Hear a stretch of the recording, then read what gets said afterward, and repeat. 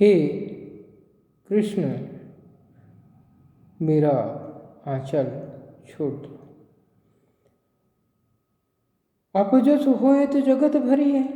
तुम्हारे इस तरह के आचरण और व्यवहार से हमारा अपयश और अपकीर्ति होती है, बदनामी होती है। ऐसा वो गोपिका कृष्ण से कहती है और कहती है कि जन करिए उधारी, इस तरह का तुम क्या कोई काम मत करो जिसकी वजह से हमारी बदनामी होती हो। और कहती है, संगक सखी अगुआई रे, मेरे साथ की सारी सखियां आगे निकल गई है, आगे चली गई है। हम एक सर नारी और मैं अकेली पीछे रह गई हूँ, और अकेली मैं कैसे अपने घर तक जाऊँगी। इसलिए मुझे भी जाने दो ताकि मैं अपनी सहेलियों के साथ, सखियों के साथ घर पहुँच सकूँ। अगर उनके साथ घर नहीं पहुँची तो मेरी बदनामी होगी। और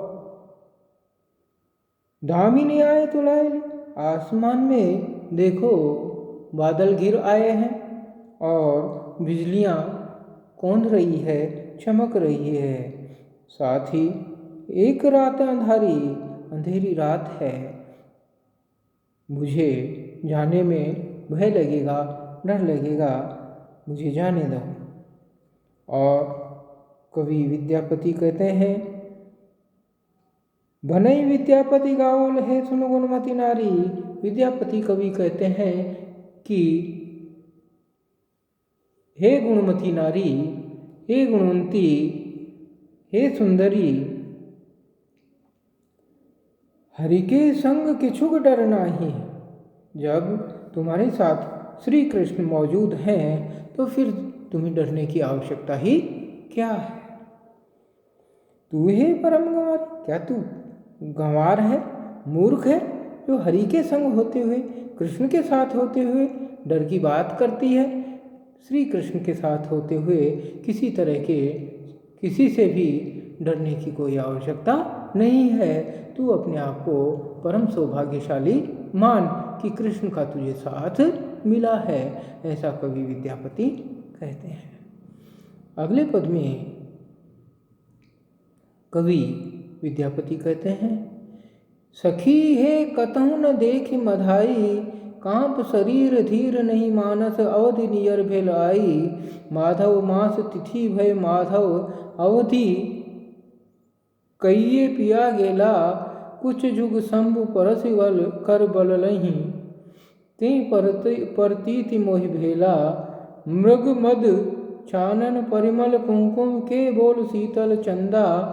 पिया विषलेख अनल जो बसिए, विपति चिन्नी अभल मंदा। भनई विद्यापति सुन बर जोवती, चित जनु झंख आजे। पिय विषलेख कलेश मिटात, बालम विलसी समाजे। कोई विरहिणी नायिका, कोई विरहिणी गोपिका श्री कृष्ण के वियोग में बड़ी व्याकुल है और अपनी व्याकुलता को अपनी किसी सखी से साझा करते हुए वो कहती है, सखी हे कतहु न देख मधाई। माधव श्री कृष्ण कहीं दिखाई ही नहीं पड़ रहे, और श्री कृष्ण के दर्शन न होने के कारण, उनसे संयोग न होने के कारण अपनी शारीरिक और मानसिक अवस्था का चित्रण करती हुई वो गोपिका कहती है, कांप शरीर धीर नहीं मानस। शरीर कंप कपा रहा है, थरथरा रहा है, धीर नहीं मानस, और मन में धैर्य नहीं है। अवधि नियर भेल आई, श्री कृष्ण जो समय सीमा बताकर गए थे वो बिल्कुल निकट आ गई है, लेकिन कृष्ण कहीं दिखाई नहीं पड़ते। माधव मास तिथि भयो माधव, और ये जो महीना बता कर गए थे वो महीना और तिथि भी अब पूर्णता की ओर है और प्रियतम जो परदेश गए हैं वे लौटकर नहीं आए हैं। कुछ जुग शंभु परस कर बललई। वो नायिका अपने स्तनों पर हाथ रखकर व्याकुल होती हुई कहते थे, प्रतीत मोहि भेला, अब मुझे किसका भरोसा होगा, किसका आश्रय मैं लूँगी।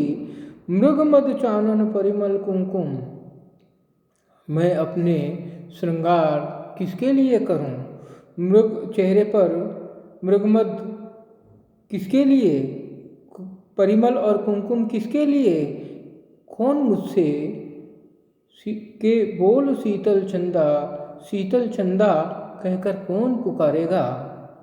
पिया विषलेख अनल जो बसिए, मेरे प्रियतम तो कहीं अन्यत्र बस गए हैं, चले गए हैं।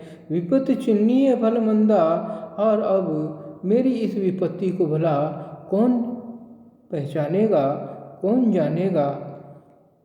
तब विद्यापति कहते हैं, भनई विद्यापति सुन बर जोवती। विद्यापति कवि कहते हैं कि हे सुंदरी, हे युवती, चित्त जन झंके आजे, तुम अपने चित्त में विषाद मत लाओ, दुखी मत हो। पिय विषलेख कलेश मिटायत, तुम्हारे प्रियतम अवश्य आएंगे। अगर तुमसे उन्होंने वादा किया है तो वो अपना वादा अवश्य निभाएंगे।